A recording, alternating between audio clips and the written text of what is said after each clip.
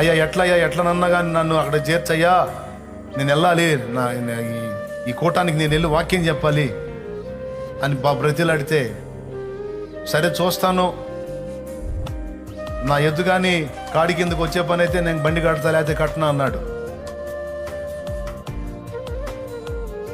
వెళ్ళి కాడిని రెడీ చేసి ఎడ్లను వదిలిపెట్టి, 2 ఎడ్లను తాడు వదిలిపెట్టి, ఆయనకు ఒక అలవాటు, కాడెత్తితే 2 ఎడ్లు వస్తాయి కాడి కిందకి వచ్చి, తాళ్ళు వదిలిపెట్టి కాడెత్తాడు. వచ్చి కాడెత్తగానే బాగలేని ఎద్దు అలాగొచ్చి దాన్ని కింద జొరబడి మెడ మీద వేసుకుంది కాడి. బాగలేని ఎద్దు కూడా వచ్చేసింది, ఎక్కి కూర్చున్నాడు. బండి ముందుకు పోతా ఉంది, కొంచెం దూరం వెళ్ళింది, ఎద్దు లాగుతా ధనామని ముందుకు పడింది, బ్లడ్ గక్కిలు చచ్చిపోయింది.